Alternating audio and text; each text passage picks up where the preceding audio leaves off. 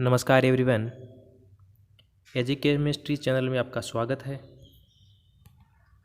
आज हम बात करेंगे सोइल कोलाइड्स की, यानी मृदा कोलाइड्स, जो कि कृषि रसायन विषय का तीसरा चैप्टर है। सोइल कोलाइड्स, इसके बारे में बात करेंगे। इस चैप्टर को शुरू कर रहे हैं। सबसे पहले यह जानना ज़रूरी है कि मृदा कोलाइड्स क्या है। इसकी परिभाषा देख लेते हैं। कोलाइड जो शब्द होता है वो ग्रीक भाषा के कोल शब्द व ओइड शब्द दो शब्दों से लिया गया है। यानी कोलाइड्स कोल व ओइड्स दो भाषाओं से लिया गया है। कोल का मतलब होता है गोंद और ओइड्स का मतलब होता है समान।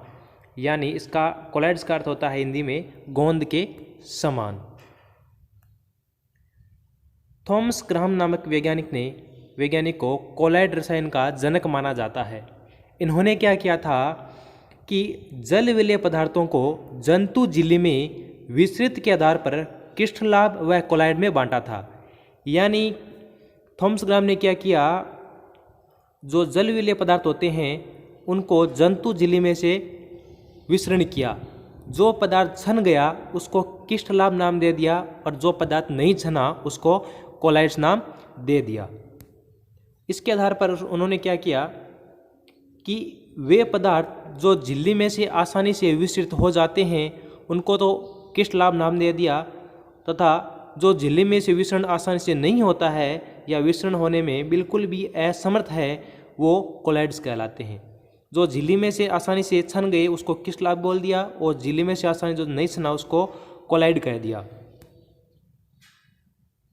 हम मृदा कोलाइड की परिभाषा पढ़ते हैं कि मृदा कोलाइड्स क्या है। हेडिंग डाल लीजिए, मृदा कोलाइड्स ऐसे मृदा कण जिनका व्यास 1.0 से 100 मिली माइक्रोन तक होता है एवं वो कोलाइडल गुण भी रखते हैं, इन्हें मृदा कोलाइड्स कहते हैं। जिन मृदा कणों का व्यास 1 से 100 मिली माइक्रोन है और कोलाइडी गुण रखते हैं वो मृदा कोलाइड कहलाते हैं। कोलाइड्स के कण इतने छोटे होते हैं कि इनको इलेक्ट्रॉनिक सूक्ष्मदर्शी में ही देखा जा सकता है। हम आज बात करेंगे कोलाइड्स के गुण की और उसके बाद हम बात करेंगे मृदा कोलाइड्स के गुण की। मृदा कोलाइड्स के गुण से पहले हम कोलाइड्स के गुण पढ़ लेते हैं। लगभग इनकी गुण समान ही होते हैं। सबसे पहले कोलाइड्स के गुण पढ़ते हैं। कोलाइड्स का पहला गुण है विषमांगता। आपने नाम सुना होगा समांगी और विषमांगी। उसी प्रकार से जो कोलाइडल विलियन होता है, कोलाइडल विलियन विषमांगी होता है। यानी इसकी दो प्रावस्थाएं होती है। दो प्रावस्थाएं कौन कौन सी हैं? ठोस व द्रव। इस प्रकार के कोलाइडल विलियन को सोल कहा जाता है। किस प्रकार के? जिसकी दो प्रावस्थाएं होती है ठोस व द्रव, उसको सोलिक कहा जाता है। यानी एक तरीके से कोलाइडल विलियन को सोल भी कह सकते हैं। ये पहला गुण है इसका। दूसरा इसका गुण है विसरण। विसरण हम जो पहले पढ़ चुके हैं, यानी ये कह रहा है कि कोलाइडल अर्धपारगम्य झिल्ली में से विसरित नहीं होते हैं। इससे पहले मैंने बताया था जो अर्धपारगम्य झिल्ली से अगर विसरित हो जाता है तो उन्हें तो कहते हैं क्रिस्टलाभ, और जो विसरित नहीं होते हैं उनको बोलते हैं कोलाइड्स। इसका तीसरा सबसे महत्वपूर्ण जो गुण है वह है ब्राउनियन गति। ब्राउनियन गति इसमें क्या है कि जब कोलाइडल विलियन को जब अल्ट्रा सूक्ष्मदर्शी से देखते हैं तो इसमें टेढ़े मेढ़े ढंग से कंपन करते हुए कण दिखाई देते हैं, और इसमें कण जितना छोटा होता है उसकी तीव्रता उतनी ही तेज होती है। इसको पढ़ते हैं। तीसरा आप हेडिंग डाल लीजिए, गुण डाल लीजिए ब्राउनियन गति। कोलाइडी कणों के निलंब को अल्ट्रा सूक्ष्मदर्शी से देखने पर जो कोलाइडी कण होते हैं एक टेढ़े मेढ़े ढंग से निरंतर कंपन करते हुए दिखाई देते हैं। इसको ब्राउनियन गति कहते हैं। इन कणों का आकार जितना छोटा होगा उतनी ही इसकी गति तेज होती है। इस चित्र को भी इसको पास में मिलाना और डब्बे में एक बंद कर देना, इस प्रकार से बॉक्स में बंद कर देना। इस प्रकार से इस चित्र को भी आप बना लेना। ब्राउनियन गति गुण के बाद में इसका अगला जो गुण है वो है विद्युत आवेश।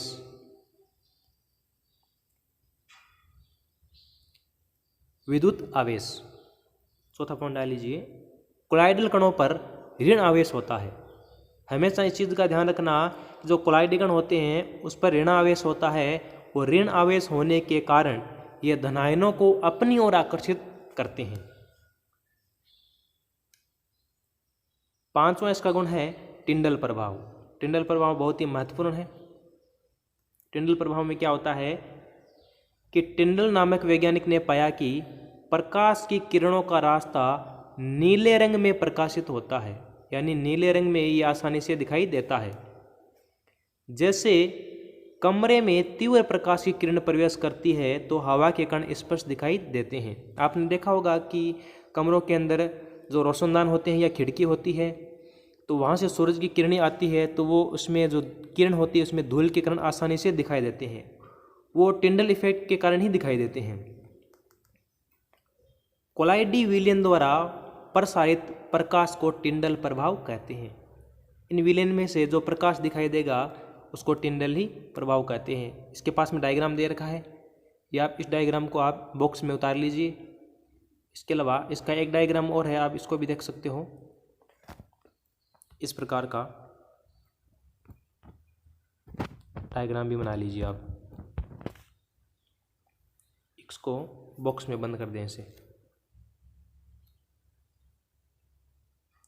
यानी जब प्रकाश की किरण कोलाइडी विलयन में से जाती है तो ये इसके कण जो होते हैं एकदम स्पष्ट दिखाई देते हैं। ये हो गया टिंडल प्रभाव। टिंडल प्रभाव के बाद में अगला हम पढ़ेंगे अधिशोषण।